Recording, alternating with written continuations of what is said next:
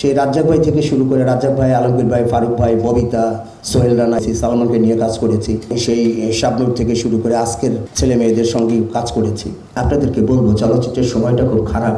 একটা দা দিয়ে সংসারের লক্ষ লক্ষ কোটি কোটি কাজ করা যায়, আবার দা দিয়ে একটা মানুষের গলাও ফেলে দেওয়া যায়। এদিকে গাছে ফল পেকেছে, মা ওই ফল খায় না। ঘরে কাঁচা ফল জিয়া রাখতে রাখতে রাখতে ফল পচে যায়। একটা পিঠা বানিয়েছে, হ্যাঁ, মেহমান আসছে বাড়িতে, ওই পিঠা নিয়ে মা কান্দে, মা খাইতে পারে না, ওই আড়ালে চোখ মোছে। গোলাম মুস্তফা নামক একজন অভিনেতাকে পেয়েছিলাম আমার প্রথম দুটো ছবিতে। আমার কাছে মনে হয়েছে তার অভিনয়ের পাশে অনেক নায়ক নায়িকাও দাঁড়াতে পারেনি। বর্তমান বাংলাদেশে টেলিভিশন এবং সিনেমা মিলিয়ে একজন অভিনেতা যার অভিনয় অনেক দেখেছি, আমি অনেক দেখেছি। খসরু ভাই একটা উদাহরণ দিলেন, ওই যে তৌকির ভাইয়ের ছবিটার। তো বাবু ভাই এমন একজন অভিনেতা, ওনার কিছু কিছু অভিনয় দেখে মনে হয়েছে যে এই মেয়ের জন্য ফাইট করছে। মনে হয়নি অভিনেতা, মনে হয়নি ফজলুর রহমান বাবু, মনে হয়েছে যে ওই মেয়েটারই বাবা, সে সত্যিকারের বাবা। ওই মেয়েটা হাসলে ওনার চোখ মুখ শরীর হাসে, ওই মেয়েটির চোখে পানি দেখলে তার অন্তর পুড়ে যায়, সেটা চেহারায় আমরা দেখতে পাই। এবং আমার মনে হয় গোলাম মুস্তফার পরে বাংলাদেশের সবচেয়ে শক্তিমান অভিনেতা ফজলুর রহমান বাবু। অপুকে নিয়ে আমার একটা কাজ করার সুযোগ হয়েছে, একটা সিনেমা বানিয়েছিলাম, ছবির নাম হচ্ছে চাদর। ছবিটা সেন্সর হয়ে আছে, মুক্তি পায়নি। আমি মুগ্ধ হয়েছি ওর অভিনয়ে। ও যেরকম যে পপুলার অ্যাক্টিং আবার রিয়ালিস্টিক অ্যাক্টিং দুদিকেই যেতে পারে। যদি আমি চাই যে আমি অ্যাক্টিং চাই না, সেটাও পারে। যদি বলি অ্যাক্টিং চাই, সেটাও পারে। তো আনন্দ পেয়েছি তাকে নিয়ে কাজ করে।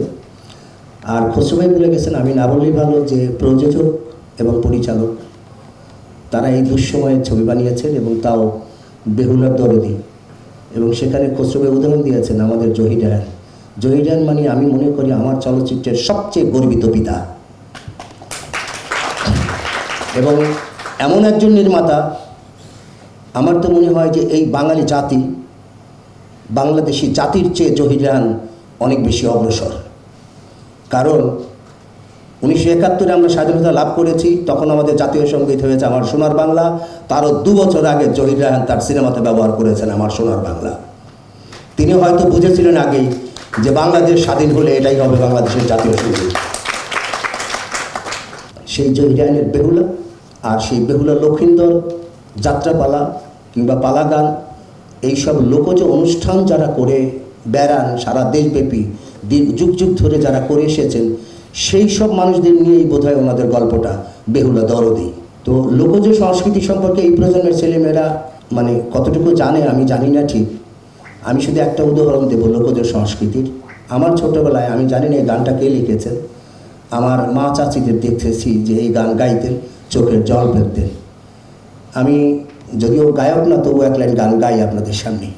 ওই যে একটা তাল গাছ, ওইটাই আমার মায়গো দেশ, ওই তাল পাকিলে আমার মায় তো কান্দিবে। কত সহজ ভাষা।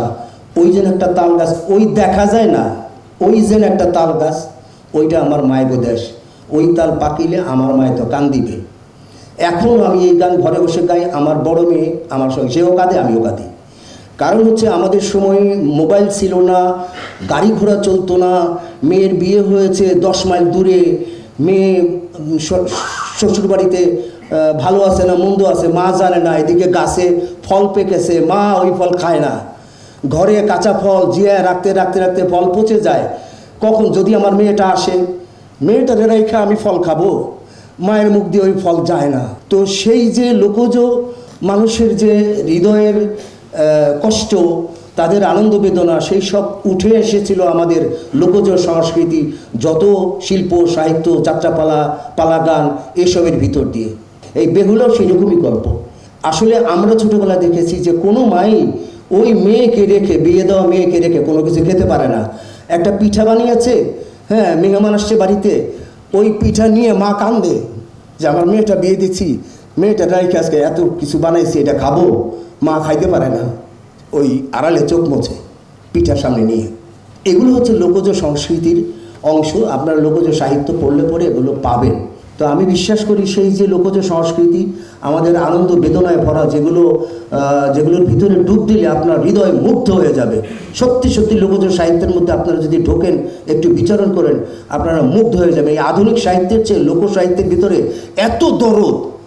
এত দরদ এবং এত নির্ভেজাল, এত অকৃত্রিম, কল্পনাতীত আমাদের লোকজ সংস্কৃতি, লোকজ সাহিত্য। তো সেই সাহিত্য নিয়ে ছবি বানিয়েছেন এখনকার একজন প্রযোজক, অভিনয় করেছেন বাবু ভাই। আমি তো নির্দ্বিধায় বলতে পারি যে বাবু ভাই নিশ্চয়ই ফাটিয়ে ফেলবেন, পর্দায় ফাটিয়ে ফেলেছেন। যে কোনো চরিত্র উনি যেভাবে ধারণ করেন এবং উপস্থাপন করেন, নিঃসন্দেহে আশা করতে পারি যে সেটি একটা মাস্টারপিস হবে। এই ছবির জন্য শুভকামনা।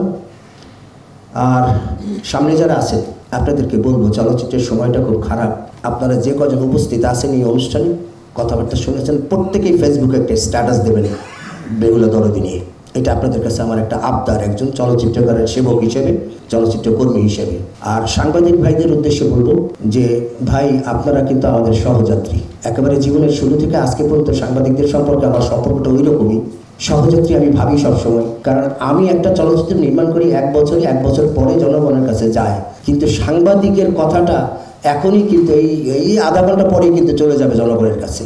আপনারা আমাদের ইচ্ছে করলে অনেক বড় উপকার করতে পারেন, ইচ্ছা করলে ক্ষতিও করতে পারেন। আমি সাংবাদিকতার ছাত্র ছিলাম, আমি জানি সাংবাদিকতা একটা ধারালো দায়ের মতো।